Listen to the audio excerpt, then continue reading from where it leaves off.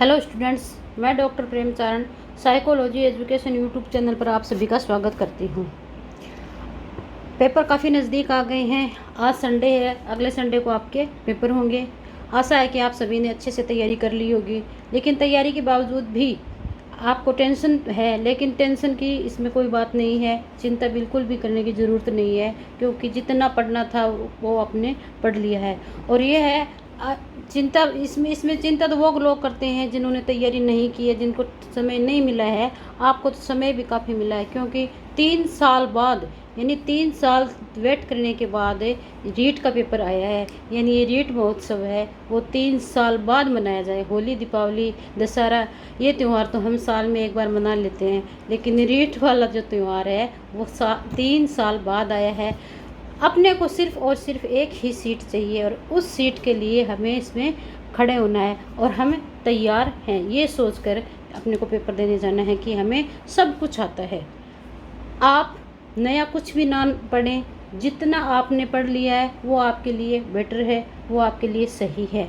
अब नई जगह है, नई हाथ मारने की कोई ज़रूरत नहीं है। जितना आपने पढ़ लिया है उसी में आप संतोष रखो।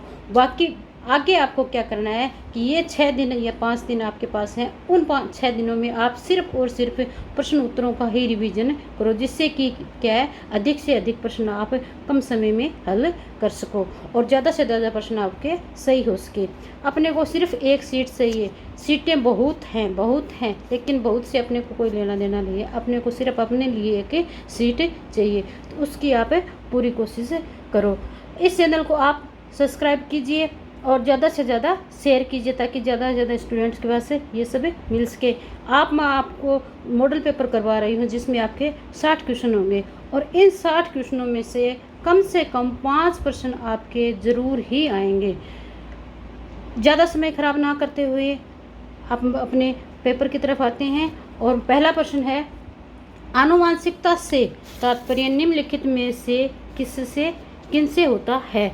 शुक्राणु और अंडाणु से, डीएनए और आरएनए से, गुणसूत्र व जीन्स के, और सूत्री विभाजन व अर्धसूत्रण से। तो आनुवांशिकता से तात्पर्य पूछा है, तो आनुवांशिकता से तात्पर्य किसका होता है? गुणसूत्र और जीन्स से। किससे होता है? गुणसूत्र और जीन्स से।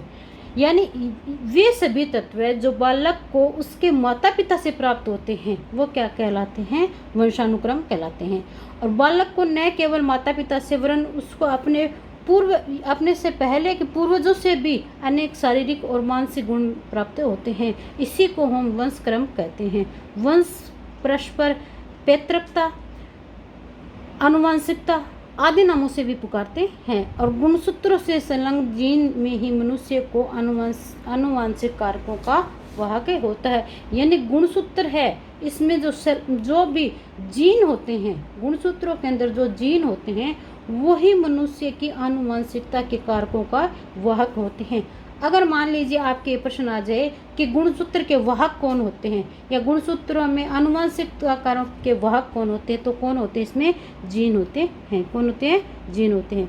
अगला प्रश्न है, निम्नलिखित अवस्था में प्राय बालकों का आकर्षण विषम लिंगी के प्रति होता है। यानी कौन सी ऐसी अवस्था है जिसमें बालकों का है वह विषम लिंगी के प्रति आकर्षण ज़्यादा होता है? प्रौढ़ावस्था, शैशवावस्था, बाल्यावस्था या किशोरावस्था? तो किसका होता है? किशोरावस्था का होता है।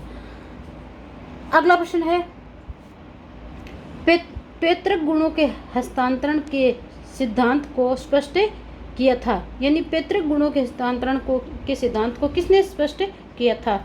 डार्विन ने, मेंडल ने, लोक ने या रूसो ने? तो किसने किया था? मेंडल ने किया था। किसने किया था? मेंडल ने किया था। मेंडल ने मटर के ऊपर, ये इन्होंने किसके ऊपर प्रयोग किया था? मटर के ऊपर प्रयोग किया था। और इन आनुवंशिकता से संबंधित अनेक नियम दिए। इन नियमों को हम किसके नाम से जानते हैं? वर्ण संकर के। क्या? वर्ण संकर के। अगला प्रश्न है, मानसिक विकास के पक्ष हैं संवेदना, बुद्धि, भाषा और उपरोक्त सभी। तो मानसिक विकास के पक्ष हैं कौन से माने गए हैं? संवेदना को माना गया, बुद्धि, भाषा यानी उपरोक्त सभी को माना गया है। यानी बालक के मानसिक विकास के इन पक्षों के अलावा जैसे कल्पनाएं भी होती हैं, विचार भी होते हैं, तर्क वितर्क आदि ये सहायक तत्व होते हैं। और मानसिक विकास यानी बौद्धिक विकास या संज्ञानात्मक विकास, इनके जनक किसको माना गया है? जीन पियाजे को माना गया है। मानसिक विकास, बौद्धिक विकास, संज्ञानात्मक विकास, इनके जनक किसको माना गया है? जीन पियाजे को माना गया है। अगला प्रश्न है, निम्न में से एक डिसलेक्सिया बालक की विशेषता है। डिसलेक्सिया की पूछिए, किसकी पूछी है? डिसलेक्सिया की विशेषता पूछिए। ए, अक्षरों के बनावट में हमेशा भ्रमित रहना तथा अक्षरों को उल्टा लिखना व पढ़ना, हमेशा रोते रहना, जिद करना और चोरी करना और झूठ बोलना।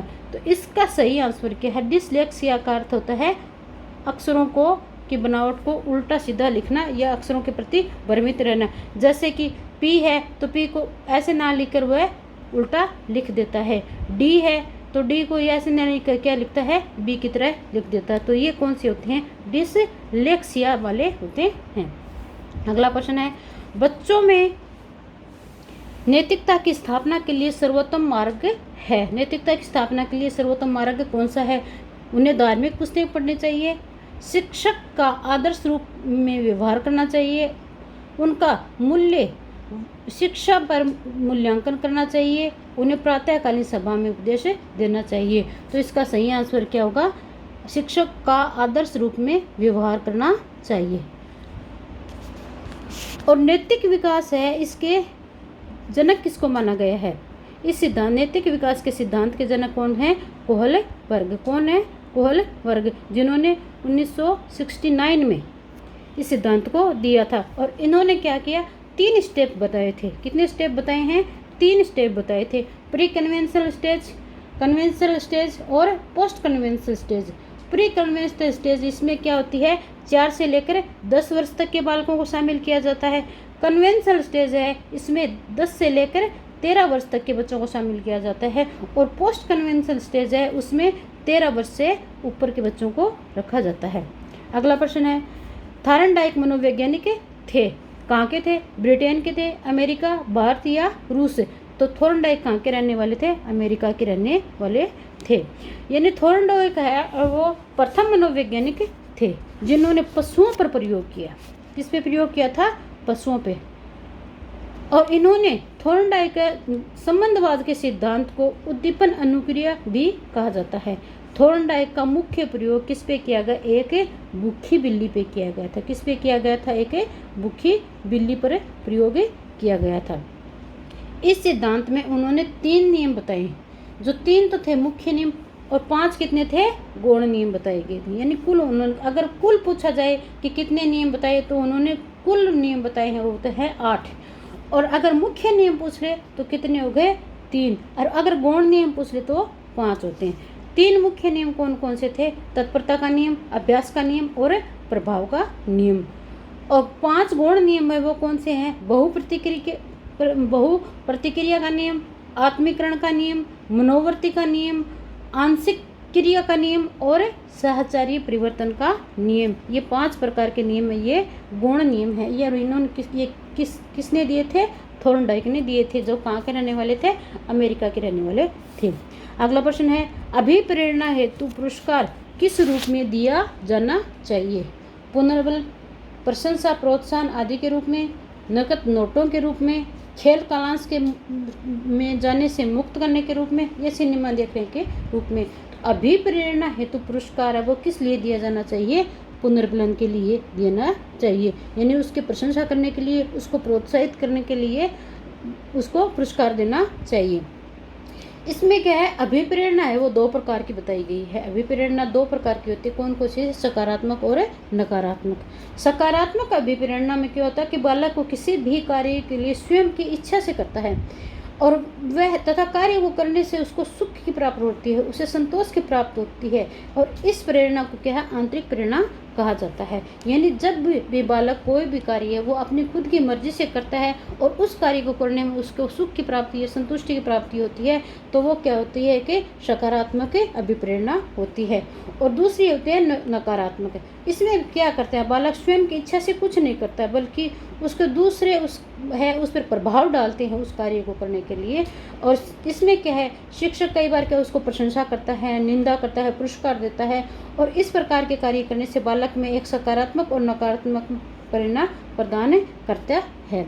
अगला प्रश्न है, कौन सा सिद्धांत व्यक्त करता है कि मानव मस्तिष्क एक बर्फ की बड़ी चट्टान के समान है और जो अधिकांशतः छिपी रहती है एवं उसमें चेतन के 3 स्तर बताए हैं। तो ये कौन से, मान लो उसको क्या है, एक क्या बताया गया है, बर्फ की चट्टान बताया गया है और उसका अधिकांश भाग है वो तो छिपा रहता है और उसमें चेतन के 3 स्तर बताए हैं। कौन सा है, गुण सिद्धांत, व्यवहारवाद सिद्धांत, मनोविश्लेषणात्मक सिद्धांत, और चौथा क्या है, व्यवहार सिद्धांत। क्या बताया है, व्यवहार सिद्धांत। ठीक है, तो इसमें क्या बताया गया है, इसका सही आंसर क्या होगा, मनोविश्लेषणात्मक सिद्धांत। सिगमंड फ्राइड है वो इसके जन्मदाता है। यानी सिगमंड फ्राइड ने कौन सा सिद्धांत दिया था, मनोविश्लेषणात्मक सिद्धांत दिया था। और उन्होंने क्या किया, चेतन है उसके 3 भाग बताए हैं। कितने बताए हैं, सिगमंड फ्राइड के अनुसार मन को 3 स्तर बताए हैं, चेतन मन, अचेतन मन और अर्धचेतन मन। क्या है, चेतन मन, अचेतन मन और अर्धचेतन मन। चेतन मन का 1/10 भाग होता है। कितना होता है, 1/10 भाग, जिसमें क्या है, मन जागृत अवस्था में रहता है। दूसरा है अचेतन मन। अचेतन मन कितना होता है, 9/10 भाग होता है। इसमें क्या होता है कि अपने जो भी कटु अनुभूतियाँ होती हैं, दुख भरी बातें होती हैं, वो सब बातें क्या होती हैं, अंदर ही अंदर दबी रहती हैं। वो हो गई अर्धचेतन। मान लीजिए जैसे कि आपने आज से 3 साल पहले रीट का पेपर दिया था, उसमें आप पास नहीं है, तो वो आपने पेपर दे दिया, आप पास नहीं है, तो वो चीज़ें आपके कहाँ चली गई, अचेतन में चली गई है। यानी 9/10 भाग है उसमें चली गई है। तीसरा स्टेज कौन सा है, अर्धचेतन मन। अर्धचेतन मन क्या होता है, चेतन और अचेतन इन दोनों के बीच में एक कड़ी होती है। चेतन मन और अचेतन मन इन दोनों के बीच में एक कड़ी होती है, जिसको क्या कहते हैं, अर्धचेतन मन कहते हैं। इसमें क्या है कि मन की अवस्थाएं मनोविश्लेषणात्मक सिद्धांत के अंतर्गत आती हैं। इसमें और ये क्या करती हैं, ये कई बार क्या है, चेतन मन में आने, अर्धचेतन की जो भी बातें होती हैं वो कई बार चेतन मन में आने की कोशिश करती हैं। इसी को क्या कहते हैं, अर्धचेतन कहा जाता है। अगला प्रश्न है, एक संगठित व्यक्तित्व में जो विशेषता नहीं पाई जाती है वह है सामाजिकता, गतिशीलता, संकल्पनाशील शक्ति और झगड़ना। तो इसका सही आंसर क्या होगा, झगड़ना हो गया।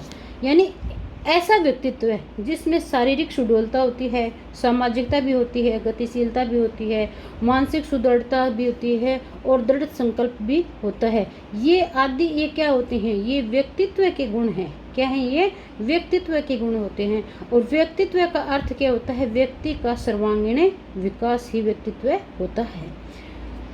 अगला प्रश्न है, बुद्धि अमूर्त विचारों के बारे में सोचने की योग्यता है। बुद्धि है वो अमूर्त विचारों के सोचने की योग्यता है। ये किसने कहा है, वुडवर्थ, वुडरो, गेट्स और टर्मन।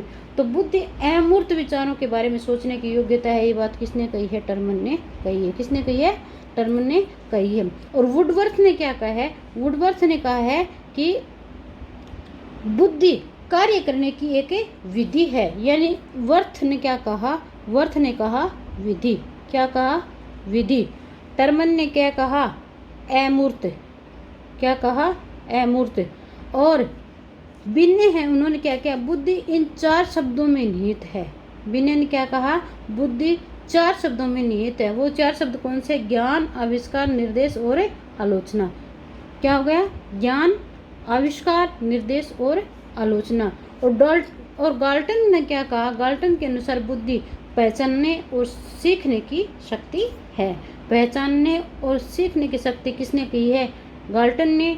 और बकिंघम ने कहा है सीखने की शक्ति ही बुद्धि है। तो ये अलग अलग जो है विद्वान, इन्होंने अलग अलग बुद्धि की परिभाषा दी है।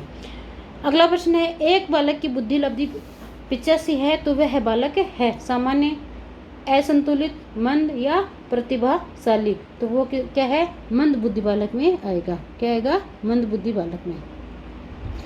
अगला प्रश्न है,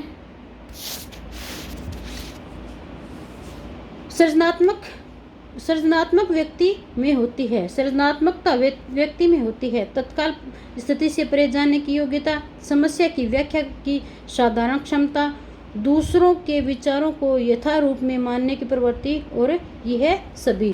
तो इसमें क्या होगा, ये सृजनात्मक शक्ति है वो तत्काल परिस्थितियों में परे जाने की एक योग्यता होती है, यानी तत्काल परिस्थिति में परे जाने की एक योग्यता होती है। और सृजनात्मकता का मापन है वो सर्वप्रथम किसने किया था, गिलफोर्ड ने किया था। किसने किया था, गिलफोर्ड ने किया था। और भारत में बाकर, मेहंदी व पासी, भारत में अगर पूछ ले कि सृजनात्मकता का परीक्षण किसने किया, तो भारत में अगर पूछे तो वो बाकर, मेहंदी और पासी हो गए। और अगर विश्व में है तो विश्व में गिलफोर्ड माने गए हैं। अगला प्रश्न है, बाल अपराध के उपचार की उपयुक्त विधि नहीं है। बाल अपराध के उपचार की उपयुक्त विधि नहीं है। मनोविश्लेषणात्मक, मनोभिनय विधि, कारावास विधि या मनोवैज्ञानिक विधि। तो कौन सी विधि सही नहीं मानी गई है, तो इसमें कारावास की विधि है उसको सही नहीं माना गया है। अगला प्रश्न है, कुसमायोजित व्यक्तित्व के लक्षण हैं मन और बुद्धि स्थिर, मन और बुद्धि अस्थिर, प्रसन्नता और संतोष। तो इसमें सही है, कुसमायोजित व्यक्ति के लक्षण क्या हो रहे हैं, संतोष। क्या है, संतोष।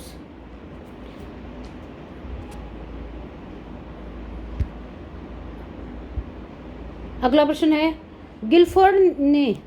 गिलफोर्ड ने अभिसारी चिंतन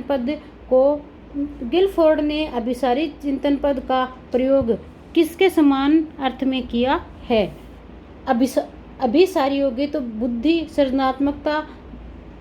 और सृजनात्मकता और अधिगम। तो इसका सही अर्थ क्या होगा, इसका सही उत्तर है बुद्धि। क्या होगा इसका, बुद्धि। बुद्धि क्या होती है, अभिसारी होती है। और सृजनात्मक क्या होती है, अपसारी। क्या होती है, अपसारी। अगला प्रश्न है, कृतिका अक्सर घर में ज़्यादा बातें नहीं करती है लेकिन विद्यालय में वह काफ़ी बातें करती है। यह दर्शाता है, क्या दर्शाता है कि कृतिका को अपना घर बिल्कुल पसंद नहीं है। उसके विचारों को विद्यालय में मान्यता मिली है। विद्यालय में हर समय बच्चों को खूब बात करने का अवसर देते हैं और शिक्षकों को यह मांग होती है कि बच्चे विद्यालय में खूब बातें करें। तो इसमें क्या आएगा, इसका सही आंसर है कि उसके विचारों को मान्यता वो विद्यालयों में ही मिलती है, ना कि घर पे मिलती है, जिसके कारण वो ज़्यादा बातें करती है। अगला प्रश्न है, एक बालक के अधिगम की गति प्रारंभ में तीव्र होती है लेकिन बाद में धीमी हो जाती है। यह कौन से अधिगम का वक्र है। यानी एक बालक के अधिगम की गति पहले तो क्या होती है, तीव्र होती है और बाद में क्या हो जाती है, वह धीमी हो जाती है। तो वह कौन सा वक्र है, धनात्मक अधिगम, ऋणात्मक अधिगम, सरल रेखीय अधिगम और असाकार्य अधिगम। तो इसका क्या होगा, सही आंसर होगा ऋणात्मक। यानी सब पहले तो क्या करता है, वो वृद्धि करता है और बाद में क्या होता है, धीमी आ जाती है, तो वो ऋणात्मक में आ जाता है। अगला प्रश्न है, एक शिक्षक को शिक्षण विधि का चयन करते समय ध्यान रखना चाहिए। किसका ध्यान रखना चाहिए, केंद्रीय शिक्षा का, करके सीखने के आधार पर, सामग्री के चयन का या उपरोक्त सभी का। तो किसका ध्यान रखना चाहिए, उपरोक्त सभी का ध्यान होना चाहिए। शिक्षक केंद्रीय शिक्षा का भी होना चाहिए, करके सीखने पर आधारित भी होनी चाहिए और सामग्री का चयन भी होना चाहिए, यानी उपरोक्त सभी। एक विद्यार्थी मेडिकल कॉलेज में दाखिला लेने के लिए कठिन परिश्रम करता है ताकि वह प्रवेश परीक्षा में उत्तीर्ण हो सके है।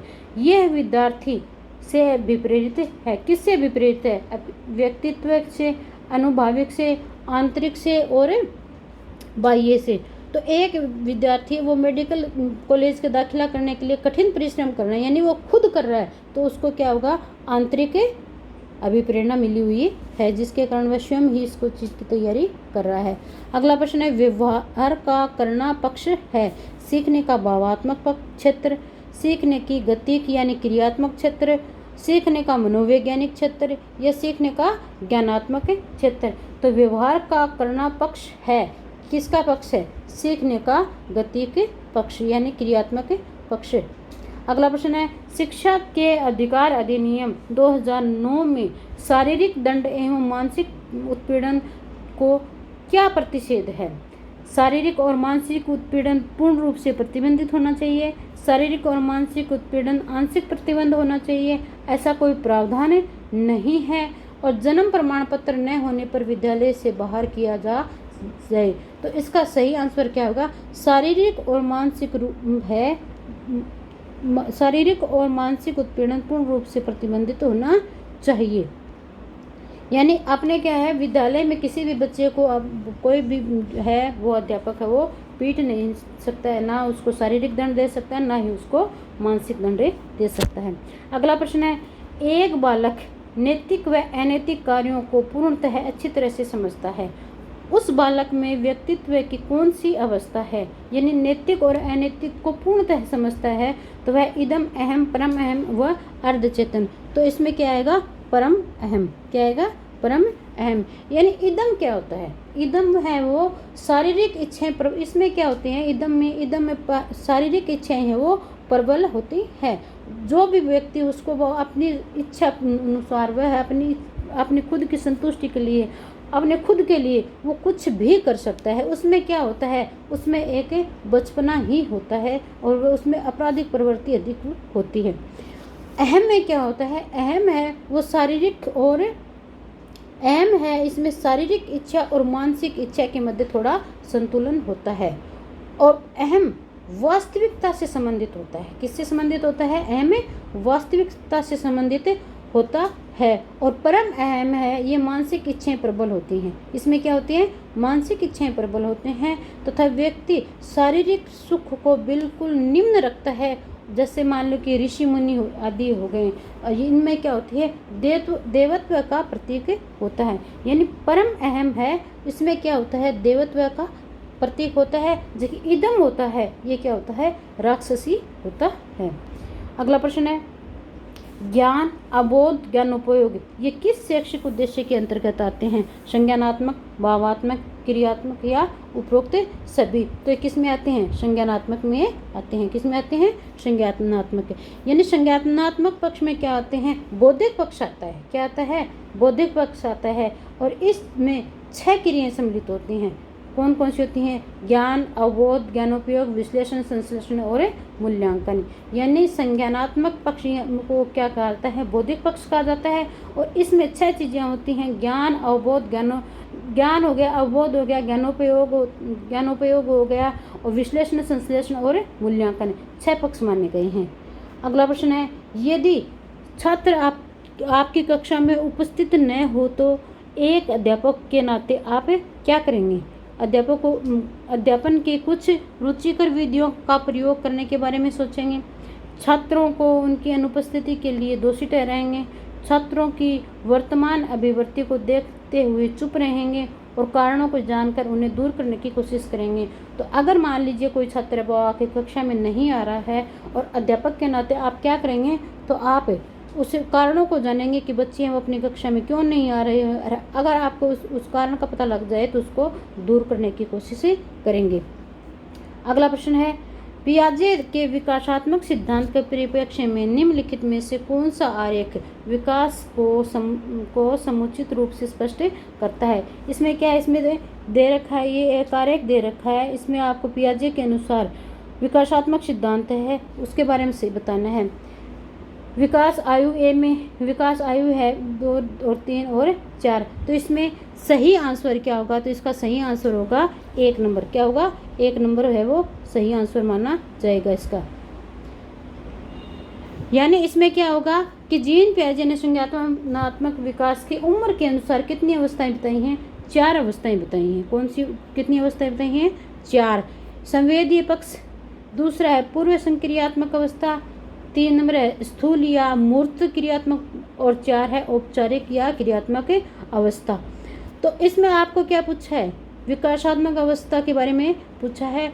तो संवेदीय पक्ष या संवेदात्मक अवस्था वो जन्म से 2 वर्ष तक होती है।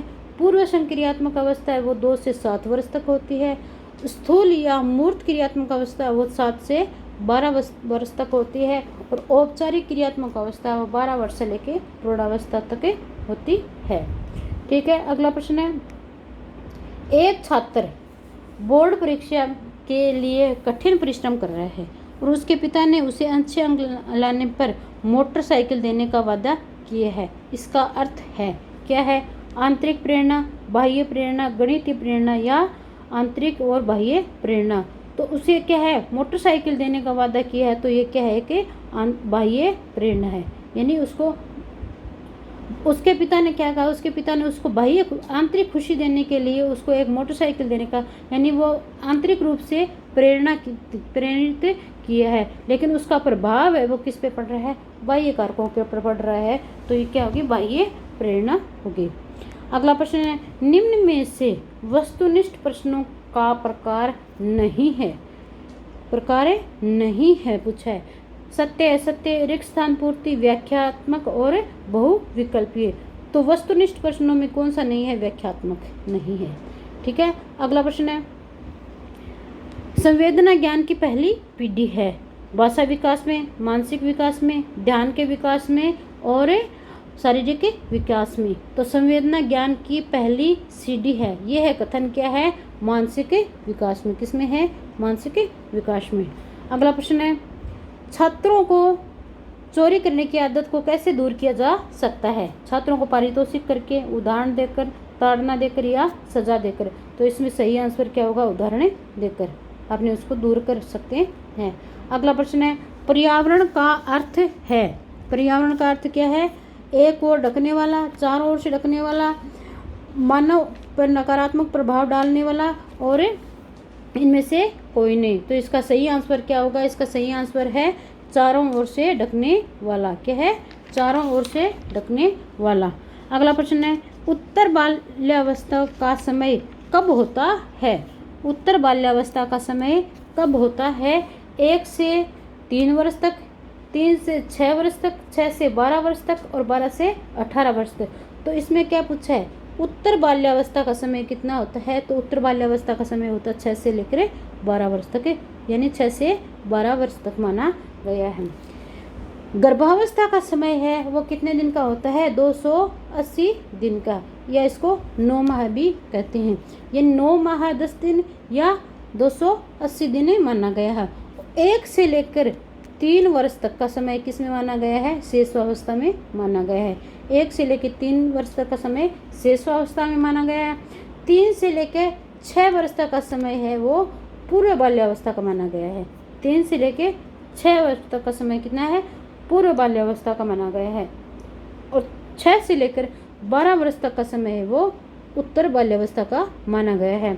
और 12 से 18 का क्या होगा? किशोरावस्था माना जाता है। ठीक है, अगला प्रश्न है, निम्नलिखित में से अवांछनीय संवेग है। अवांछनीय संवेग पूछा है। प्रेम, दगा, घृणा या आश्चर्य। तो अवांछनीय संवेग कौन सा हो गया? दगा हो गया। प्रेम, घृणा, आश्चर्य क्या है? वांछनीय संवेग होते हैं। बाल विकास का सर्वाधिक प्रेरित करने वाला प्रमुख घटक है, यानी बाल विकास को सर्वाधिक प्रेरित करने वाला प्रमुख घटक कौन सा है? प्रखर बुद्धि, यौन परिपक्वता, खेल का मैदान या बड़ा भवन। तो इसमें क्या आएगा? सही आंसर क्या है इसका? खेल का मैदान। यानी बालक का सर्वांगीण विकास है वो सब किस में होता है? खेल के मैदान में ही माना गया है। बालक के वह दांत जो नरम और छोटे तथा कुछ समय के लिए होते हैं उन्हें क्या कहा जाता है? स्थायी दांत, वक्र दांत, शिशु दांत या इनमें से कोई नहीं। तो इनको क्या कहा जाता है? शिशु दांत कहा जाता है और बाद में दांत टूट जाते हैं। तो शिशु के दांत है वो बनने की प्रक्रिया क्या है? गर्भावस्था में ही प्रारंभ हो जाती है, यानी जन्म से पूर्व या 5वें माह में बच्चे के दांतों की अवस्था शुरू हो जाती है। और बालक के पहले दांत क्या आते हैं? दूध के दांत आते हैं, और इन दूध के दांतों को क्या अस्थायी दांत कहा जाता है। और इनकी संख्या कितनी होती है? अस्थायी दांतों की संख्या कितनी होती है? 20 होती है। कितनी होती है? 20 होती है। और 4 वर्ष तक ये सभी दांत आ जाते हैं। और तथा अस्थायी दांत है, इनके गिरने के बाद कौन से दांत आते हैं? स्थायी दांत आते हैं। और जिनकी संख्या कितनी होती है? स्थायी दांतों की संख्या होती है 12। कितनी होती है? 12 होती है। अस्थायी दांतों स्थायी दांत आते हैं और स्थायी दांतों की संख्या कितनी होती है 12 होती है और अस्थायी दांतों की संख्या कितनी होती है 20 होती है। और 4 क्या होते हैं अक्कल दाढ़ होती हैं जो कि किशोरावस्था के प्रारंभ होने पर प्रारंभ होती हैं। अगला प्रश्न है 6 से 10 वर्ष की अवस्था में बालक रुचि लेने लग जाता है। किस में लेने लगता है? धर्म में, मानव शरीर में, यौन संबंधों में या विद्यालय में। तो 6 से 10 वर्ष का बालक है वो किस में रुचि लेने लगता है? विद्यालय में रुचि लेने लग जाता है। अगला प्रश्न है अधिगम का व्यवहार सिद्धांत का प्रतिपादन किसने किया था? अधिगम के व्यवहार सिद्धांत का प्रतिपादन किसने किया था? हुर्टलेविन ने, मैकडूगल ने, फ्रायड ने या क्लर्क हल ने? तो व्यवहार का सिद्धांत किसने दिया था? क्लर्क हल ने दिया था। अगला प्रश्न है जब पूर्व प्राप्त अनुभव नवीन समस्या को हल करने में सहायक होता है तो वह है एक पक्षीय स्थानांतरण, धनात्मक स्थानांतरण, ऋणात्मक स्थानांतरण या उपरोक्त सभी। तो एक प्राप्त अनुभव समस्या को हल करने में सहायक होता है तो वो कौन सा होता है? धनात्मक। अगला प्रश्न है फ्रायड के शब्दों में विस्मरण अधोलिखित में से किसका प्रतिफल है? यानी विस्मरण का प्रतिफल क्या है? उदात्तीकरण, हास, अवरोध या दमन। तो इसका सही आंसर क्या होगा? दमन। क्या होगा? दमन। यानी फ्रायड ने विस्मरण के अभिप्रेरणात्मक सिद्धांत का प्रतिपादन किया है। फ्रायड ने कौन सा सिद्धांत दिया है? अभिप्रेरणात्मक सिद्धांत। और इस सिद्धांत के अनुसार भूलने में हमारी इच्छा की प्रधानता होती है। इसमें क्या होते हैं? भूलने में हमारी इच्छा की प्रधानता होती है। उन्हें यह भी कहा जाता है कि हम लोग भूलते हैं क्योंकि हम भूलना चाहते हैं। फ्रायड ने यह बात बताई है कि जब दुखद अनुभूतियों का चेतन से अचेतन में दमन हो जाता है तो अनुभूतियाँ अचेतन में जाकर बिल्कुल ही समाप्त नहीं होती हैं बल्कि वे सक्रिय रहती हैं तथा व्यवहार में भिन्न लक्षणों के रूप में अभिव्यक्त होती हैं। अगला प्रश्न है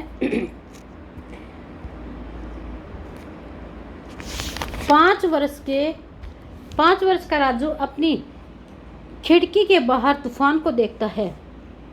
बिजली चमकती है और कड़कड़ाने की आवाज़ आती है। राजू शोर सुनकर उछलता है। बार बार ये घटना होती है। फिर कुछ देर शांति के पश्चात बिजली कड़कती है। राजू बिजली की गर्जना सुनकर उछलता है। राजू का उछलना सीखने के लिए किस सिद्धांत का उदाहरण है? शास्त्रीय अनुबंधन का, क्रिया प्रसूत अनुबंधन का, प्रयत्न एवं भूल का, या इनमें से कोई नहीं। तो वो क्या है? राजू का उछलना है वो किस सिद्धांत का उदाहरण है? तो ये है शास्त्रीय अनुबंधन का सिद्धांत। किसका है? शास्त्रीय अनुबंधन का सिद्धांत। अगला प्रश्न है बुद्धि का कौन सा सिद्धांत सामान्य बुद्धि जी और विशिष्ट बुद्धि एस की उपस्थिति के समर्थन करता है? नियम प्रतिकूल सिद्धांत का, गिलफोर्ड के बुद्धि के सिद्धांत का, स्मेयरमैन के द्विखंड सिद्धांत का और वार्नर का पदानुक्रम सिद्धांत का। तो ये क्या है? एस और जी ये बताई गई हैं। तो एस और जी क्या हो गया? स्पीयरमैन की द्विखंडीय बुद्धि सिद्धांत का। किसका है? स्पीयरमैन के द्विखंडीय बुद्धि सिद्धांत का। और ये स्पीयरमैन ने कब दिया था? 1904 में दिया था। कब दिया था? 1904 में। जिसके अनुसार उन्होंने जी और एस दो समूह तत्वों को माना और उसके अंदर एक उन्होंने सामूहिक तत्व और जोड़कर इसका नाम त्रितत्व सिद्धांत भी दिया। अगला प्रश्न है बुद्धि वर्तमान में सर्वोत्तम माना जाने वाला व्यक्तित्व के प्रकारों का वर्गीकरण किसकी देन है? आलपोर्ट का, केटल और आलपोर्ट का, जुंग का या उपरोक्त सभी का? तो इसमें क्या है? जुंग को सही माना है। यानी वर्तमान में जो भी व्यक्तित्व के प्रकार हैं वो किसके हैं? जुंग के अनुसार माने हुए हैं। अगला प्रश्न है व्यक्तित्व को समझने के लिए व्यक्तित्व के शील गुणों का अध्ययन किन मनोवैज्ञानिकों ने किया है? केटल और आलपोर्ट ने, गैरेट ने, आलपोर्ट ने और जुंग ने। तो किसने किया है? ये किया है केटल और आलपोर्ट ने। किसने किया है? केटल और आलपोर्ट ने। अगला प्रश्न है लड़के मारपीट, झगड़ालू खेल कूद अधिक पसंद करते हैं, जबकि लड़कियां वस्त्र पहनना, गुड़िया से खेलना, घरों में काम करने में अधिक ध्यान लगाती हैं। यह विभेद है। सीखने का भेद, योग्यता संबंधी भेद, रुचि संबंधी भेद या उपयुक्त में से कोई नहीं। तो इसका सही आंसर है रुचि संबंधी भेद। अगला प्रश्न है, चिंतन का विकास प्रारंभ कब होता है? चिंतन का विकास कब प्रारंभ होता है? गर्भावस्था में, 1 से 2 वर्ष की अवस्था में, 4 से 5 वर्ष की अवस्था में या 12 से 14 वर्ष की अवस्था में? तो चिंतन कब प्रारंभ होता है? 1 से 2 वर्ष की अवस्था में चिंतन प्रारंभ हो जाता है। यानी बालक में सर्वप्रथम प्रत्यक्ष चिंतन है उसका विकास होता है। यानी यह चिंतन क्या होता है? एक सरल विधि में ही होता है, जो कि 1 या 2 वर्ष की अवस्था में प्रारंभ हो जाता है। इसके पश्चात वह बाद में वह कल्पनात्मक चिंतन करता है। यानी पहले तो वो क्या करता है? सिर्फ चिंतन, प्रत्यक्ष चीज होती है उसको देखकर ही चिंतित करता है। मान लीजिए उसके सामने कोई गाय या कुछ भी खड़े है तो वो उसको देखकर चिंतन करता है कि वो उसके सामने खड़ी है। लेकिन बाद में क्या करता है? जब वो बड़ा हो जाता है धीरे धीरे, तो उसके बाद में वो कल्पनाओं में भी चिंतन करने लग जाता है। और ये आयु उसके क्या है? विचारात्मक चिंतन आयु के अनुसार ही होता है। अगला प्रश्न है, विकृत लिखावट से संबंधित लिखने की योग्यता में कमी किसका एक लक्षण है? यानी विकृत लिखावट का पूछा है, तो विकृत लिखावट है वो किसके कारण होती है? डिस्ग्राफिया के कारण, डिसलेक्सिया के कारण, डिस्प्रेसिया के कारण या कैलकुलेसिया के कारण? तो ये इसमें क्या होती है? विकृत लिखावट है, ये डिसग्राफिया के कारण होती है। यानी बच्चों में क्या होती है कि कई तरह की समस्याएं पाई जाती हैं और इनमें क्या होती है? अधिगम में कई प्रकार की कठिनाइयां उत्पन्न होती हैं। और ये कई समस्याएं, जैसे मान लिया कि लिखने संबंधी कठिनाई है, वो किस में आती है? डिसग्राफिया में। यानी विकृत लिखावट वो किस में आती है? डिसग्राफिया के अंदर आती है। और अगर पढ़ने संबंधी आती है, किस में आती है? पढ़ने संबंधी, तो डिसलेक्सिया में आएगी। ग्राफिया यानी लिखना, लेक्सिया यानी पढ़ना, और कुलेसिया यानी गणित संबंधी यानी गणना संबंधी इसमें आती हैं। और अगर मान लीजिए उसको भोजन ग्रहण की प्रवृत्ति है, यानी भोजन ग्रहण करने संबंधी समस्या है, यानी मान लीजिए कि आजकल के कई लड़कियों में होती है कि कई लड़कियां खाना है वो कम खाती हैं, उनको 2 रोटी की भूख होती है तो वो सिर्फ एक ही खाने की कोशिश करती हैं। तो इसको कौन सी समस्या कहते हैं? बुलिमिया की समस्या कहा जाता है। कौन सी समस्या कहा जाता है? बुलिमिया की समस्या कहा जाता है। और भाषा संबंधी अगर कोई विकृति होती है तो वो भाषा घात या एफेसिया की समस्या कहलाती है। और अगर कम आयु में वृद्धावस्था के लक्षण उसमें अगर आने लग जाते हैं किसी में, तो वह कौन सी समस्या होती है? प्रोजेरिया की समस्या होती है। कौन सी होती है? प्रोजेरिया की समस्या होती है। अगला प्रश्न है, मूल प्रवृत्ति सिद्धांत के प्रवर्तक कौन माने गए हैं? मूल प्रवृत्ति अभिप्रेरणा सिद्धांत के प्रवर्तक कौन माने गए हैं? तो कौन माने गए हैं? मैक्डूगल माने गए हैं। अगला प्रश्न है, अपूर्ण चित्रों को पूरा करना कहलाता है? ए चित्रपूर्ति परीक्षण, वर्त परीक्षण, शब्द परीक्षण या वाक्य पूर्ति परीक्षण? तो अपूर्ण चित्रों को पूर्ण करने का है ये कार्य किसमें होता है? चित्रपूर्ति में होता है। किसमें होता है? चित्रपूर्ति में।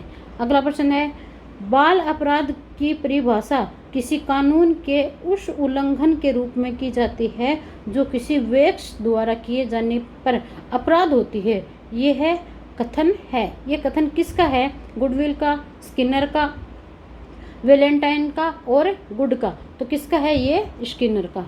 किसका है? स्किनर का। अगला प्रश्न है, एक बालक अपनी दुख भरी परिस्थितियों को बलपूर्वक भुला देता है तो उसे कहा जाता है औचित्यकरण, समन, दमन या प्रतिगमन? तो एक बालक क्या करता है? कोई भी दुख भरी परिस्थिति है उसको बलपूर्वक बुलाना क्या कहलाता है? दमन कहलाता है। क्या कहलाता है? दमन। अगर मान लीजिए अपने वह दुख भरी स्थिति है उसको शांतिपूर्वक बुला देता है तो वो किस में आता है? समन में होता है। यानी अगर वह शांतिपूर्वक उसको बुला देता है तो वो समन में आएगा, अगर वह बलपूर्वक बुलाता है वो उसको दमन में आएगा। और मान लीजिए कि वो कोई भी चीज़ है, वह अपनी मालिक कोई दुख भरी बात है उसको भूल कर वह दूसरों पे उसको स्थापित कर देता है तो वह औचित्यकरण कहलाता है। अगला प्रश्न है, सृजनात्मकता उत्तरों के लिए आवश्यक है। सृजनात्मक उत्तरों के लिए आवश्यक है विषय वस्तु आधारित प्रश्न, मुक्त उत्तर वाले प्रश्न, एक अत्यंत अनुशासित कक्षा और प्रत्यक्ष शिक्षण और प्रत्यक्ष प्रश्न। तो इसका सही आंसर क्या है? मुक्त उत्तर वाले प्रश्न। कौन से हो गए? मुक्त उत्तर वाले प्रश्न। यानी सृजनात्मक उत्तरों के लिए कौन सी चीज़ आवश्यक होती है? मुक्त उत्तर वाले प्रश्न। यानी सृजनात्मकता वह होती है जिसमें बालक स्वतंत्र होकर अपने विचारों को समाविष्ट करता रहता है, जिसमें विचारों पर कोई भी तरह की किसी भी तरह की कोई पाबंदी नहीं होती है तथा बालक को सृजनात्मकशीलता का पता लगाया जा सकता है। यह मान सकते हैं हम कि अगर किसी भी बच्चे की सृजनात्मक शक्ति का है, उसका परीक्षण करवाना है, तो उसको क्या है कि वैकल्पिक प्रश्नों को न देकर उसको व्याख्यात्मक प्रश्न या निबंधात्मक प्रश्नों को दिया जाना चाहिए, जिससे कि वो अपने विचारों को ज़्यादा से ज़्यादा लिख सके। अगला प्रश्न है, प्रतिभाशाली छात्र अपराधी कब बन जाता है अथवा किशोरों में द्वंद्व उभरने का प्रमुख कारण है? क्या है? निराशा व निस्सहाय होने पर, अवसरों के प्रतिकूल होने पर, स्वप्न दर्शन के कारण और पीढ़ियों के अंतर पड़ जाने के कारण। तो किसके कारण होता है? अवसरों के प्रतिकूल होने के कारण। अगला प्रश्न है, जिन व्यक्तियों से उनके विचार मेल नहीं खाते हैं उससे मिलना जुलना बंद कर देना कौन सी विधि के अंदर आता है? द्विस्वप्न देखने की शोधन विधि में, पृथक्करण या प्रक्षेपण विधि में। तो ये किस में आता है? पृथक्करण में आता है। किस में आता है? पृथक्करण। यानी जिस चीज़ से अपने जिन व्यक्तियों से मेल नहीं खाते हैं तो उसमें क्या करते हैं? उनसे अलग हो जाना, यानी पृथक हो जाना, पृथक्करण विधि के अंतर्गत आता है। अगला प्रश्न है, को एक अभिप्रेरित शिक्षण का संकेत माना है। किसको माना है? विद्यार्थियों द्वारा प्रश्न पूछने को, कक्षा में एकदम खामोशी को, कक्षा में अधिकतम उपस्थिति को, या शिक्षक द्वारा दिए गए उपचारात्मक कार्य को।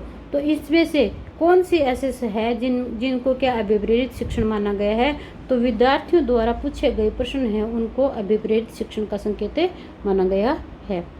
अगला प्रश्न है, राष्ट्रीय पाठ्यचर्या 2005 के अनुसार प्रभावी शिक्षण हेतु आवश्यक है। क्या आवश्यक है?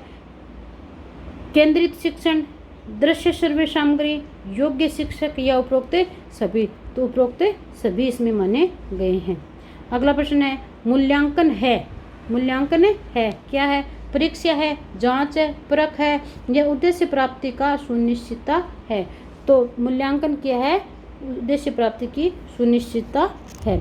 अगला प्रश्न है, क्रियात्मक अनुसंधान उपयोगी है। किसके लिए उपयोगी है? अध्यापकों एवं प्राध्यापकों में वैज्ञानिक दृष्टिकोण के विकास में, विद्यालय कार्यविधि में सुधार करने में, छात्रों के अध्यापन अध्ययन संबंधी समस्याओं को हल करने में, या उपरोक्त सभी के बारे में। तो क्रियात्मक अनुसंधान क्या है? छात्रों व प्राध्यापकों में वैज्ञानिक दृष्टिकोण विकास करने में सहायक है, विद्यालय कार्य विधि में सुधार करने में भी सहायक है, छात्रों की अध्ययन संबंधी समस्याओं को हल करने में भी सहायक है, यानी उपरोक्त सभी इसका आंसर है।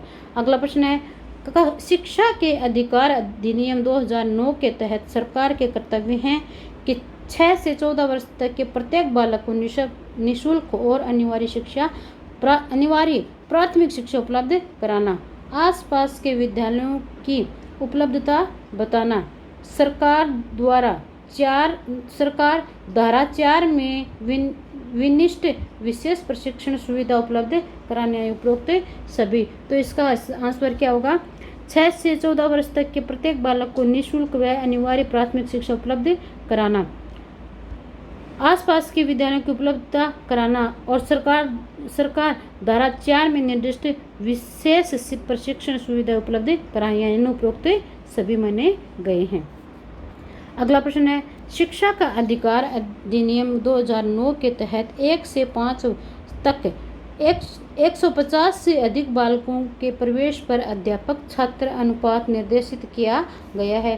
3 अध्यापक 1 प्रधानाध्यापक, 6 अध्यापक 1 प्रधानाध्यापक, 5 अध्यापक 1 प्रधानाध्यापक, या 8 अध्यापक 1 प्रधानाध्यापक। तो इसमें कितने माने गए हैं? 150 के ऊपर कितने माने गए हैं? 5 अध्यापक और 1 प्रधानाध्यापक। यानी 1 से 5 तक की कक्षाओं के लिए अगर 150 बच्चे हैं वहाँ पे तो 5 अध्यापक होने चाहिए और 1 प्रधानाध्यापक होना चाहिए। अगला प्रश्न है, संवेगात्मक बुद्धि का सूत्र किसने दिया था? संवेगात्मक बुद्धि का सूत्र किसने दिया था, ये पूछा गया है। डेनियल गोलमेन ने, जॉन मेयर ने, पीटर सोलवेल ने और थॉमसन ने। तो संवेगात्मक बुद्धि का सूत्र पूछा तो किसने दिया था? गोलमेन ने। किसने दिया था? गोलमेन ने दिया था। ठीक है, और इस आज की वीडियो में सिर्फ आपके लिए इतना ही। अगले प्रश्नों के साथ मैं आपके सामने फिर से उपस्थित रहूँगी। इस वीडियो को अधिक से अधिक आप लाइक करें, सब्सक्राइब करें और बेल आइकन पर कर दबाएं ताकि अगली वीडियो है उसका नोटिफिकेशन आपको शीघ्र ही मिल सके।